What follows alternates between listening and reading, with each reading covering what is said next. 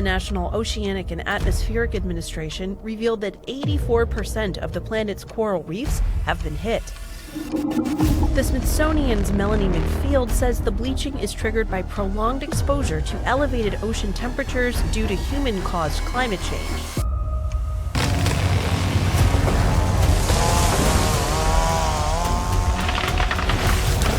It usually starts with logging.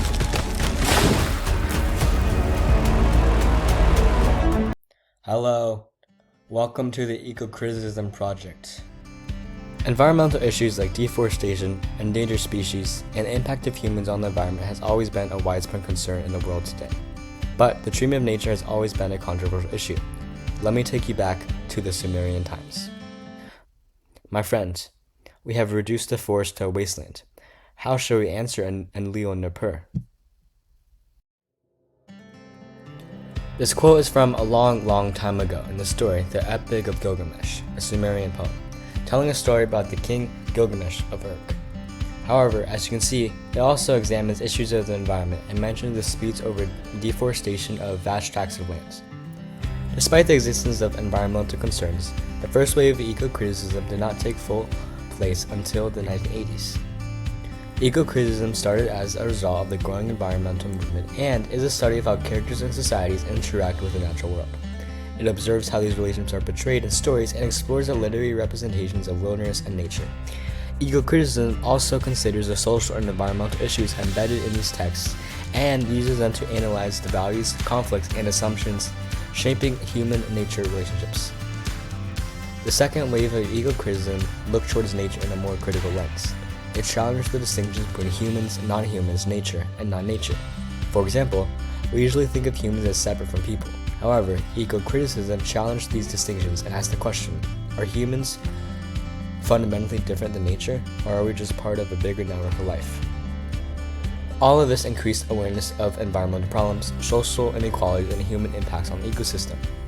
There are many varying branches of eco-criticism. For example, pastoral eco-criticism examines the contrast between the city and the countryside, often idealizing rural life as a refuge from industrialization. There are three branches, the first one being classical, highlighting nature for reflection, the second being romantic, emphasizing the importance of self-sufficient rural living, and the last one being American, promoting productive land use. Ecofeminism is another branch of eco-criticism and analyzes the way that women and nature are often controlled and treated in similar ways. The first wave of ecofeminism believes that women are naturally more connected to nature, and it drew a connection between that. While in the second wave of eco-criticism contrasted this by claiming that men and women were not inherently closer to nature than one another. You might be wondering, why are there so many branches of eco-criticism? And this was confusing to me at first, but the reason for this is that everyone has their own interpretations of how we read and understand text in relation to the environment. So there are many different ways of looking at it. But, in a nutshell, eco-criticism is just a study of how nature and human-environment relationships are portrayed and what they say about the world.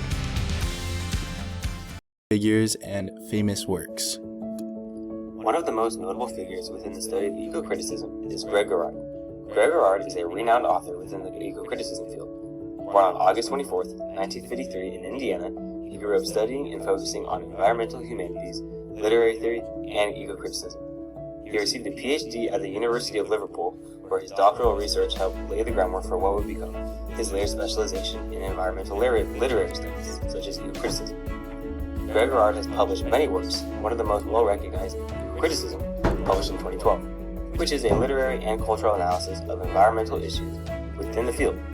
Being translated into 6 other languages, the book mentions critical perspectives, highlighting the pastoral mode, which is a perspective of how we view nature ourselves, dwelling, which highlights what it means to live and be present within the world rather than dominating it, and the connection to environmental ethics concerning what is ethically right and wrong within the field of eco-criticism. Leo Marx was born on November 15, 1919 in New York City. He was an American cultural historian and literary scholar, and he taught at many universities such as Harvard and MIT. Leo Marx was known for studying the relationship between nature and technology, especially in his book, The Machine in the Garden, Technology and the Pastoral Ideal in America, 1964. In the book, Marx explores how American culture views nature and technology and how the two often clash with each other.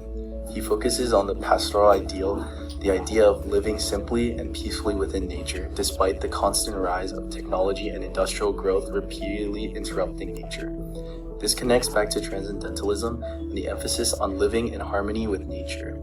Marx argues that technology has changed how society views and interacts with nature. While nature represents simplicity and balance, technology can be seen as power and progress. His work highlights the ongoing power struggle between nature and technology. Last person is Christopher Manus. He's an environmental writer and scholar. He was raised in Louisiana, attended the University of Texas, and now works on environmental humanities and eco-criticism. Christopher Manus' essay, Nature and Silence, is one of the foundational ideas in eco-criticism because it directly addresses how language and culture have silenced nature. He argues that in Western thought, only humans are given speech and meaning, while nature is treated as mute and powerless.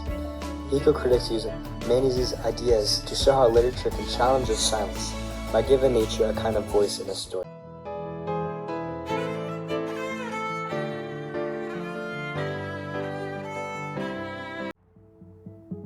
Hello everybody, welcome to the film Ferngully. The story is about this young fairy named Krista. She lives in a magical and vibrant rainforest with all of her friends in the forest of Ferngully. She has made many friends with all the animals and the bugs in the forest, and she's very happy with her life, and that's pretty crazy.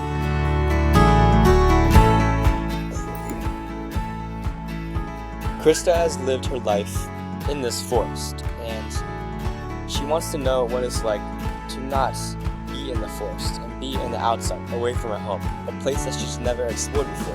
However, it's forbidden, so she doesn't let this other fairy lady know that she's going away. So, as you would expect, one day she goes beyond the territories of her natural habitats, and she ventures outside of the forest where she usually lives in. And she sees all these trees marked X's and these big giant machines, and it scares her, but she sees how the outside world is different. She sees how it's dangerous. She sees how it's a threat to her own habitat, her own friends, and her own family. And these humans just want to destroy the forest, and that's like not good.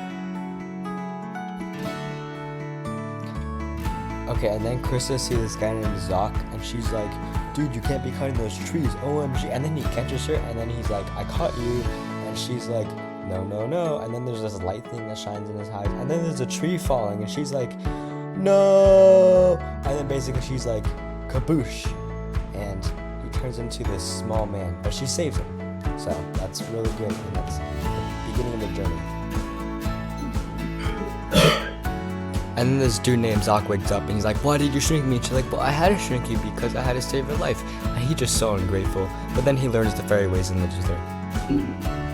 Okay, so Krista introduces like her friend to all the fairy people, and then like this other guy fairy gets really mad because he's really jealous, and then yeah, that's basically what happened in this scene. Ultimately, Krista and Zoc confront Hexus at an epic showdown, using courage, teamwork, and respect for nature to defeat him and restore the rainforest. The story emphasizes friendship, environmental awareness, and the importance of protecting ecosystems from harm. They eventually destroy this giant tree-cutting machine, and they turn it back into a tree and restore the forest. The end.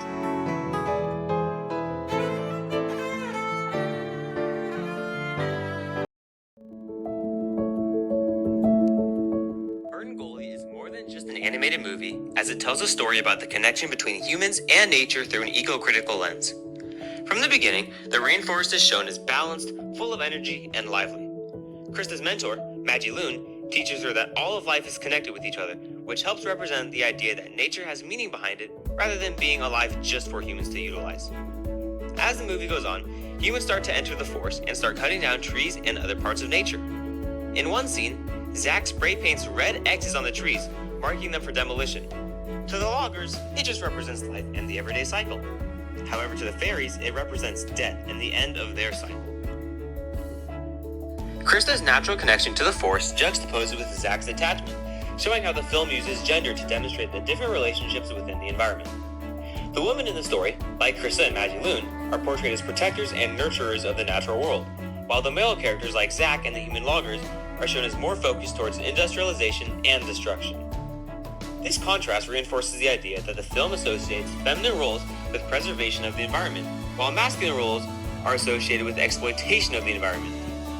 Have detached themselves from nature, disregarding nature, while also showing how industrialization from humans eventually leads to destruction. Later in the movie, when Krista shrinks Zack to her size, his perspective completely changes. He begins to see how powerful and alive the Force truly is, valuing it for being its own life rather than being a tool for humans. This scene symbolizes shame and accountability, and the need for humans to recognize that they are on the same level with nature, not above it, which further teaches us to help nature rather than hinder it. The main villain, Hexus, represents pollution and greed among the human society.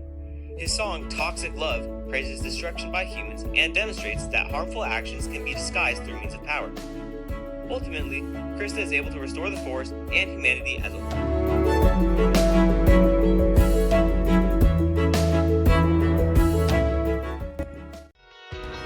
Studying environmental ethics helps us understand how our actions affect the world around us and why caring for the environment is a moral responsibility. Studying environmental ethics is important because it helps us confront the growing environmental issues that are happening to our planet, such as climate change and pollution. This connects to environmentalism, which is the movement that advocates for protection of the natural world. Literature, art, and film highlights the issues within the environment by turning them into powerful stories and images that people are able to emotionally connect with. They make problems such as climate change and pollution seem more urgent and within reach rather than distant or unachievable. These forms of creativity can inspire people to take action and raise awareness. Thanks, guys!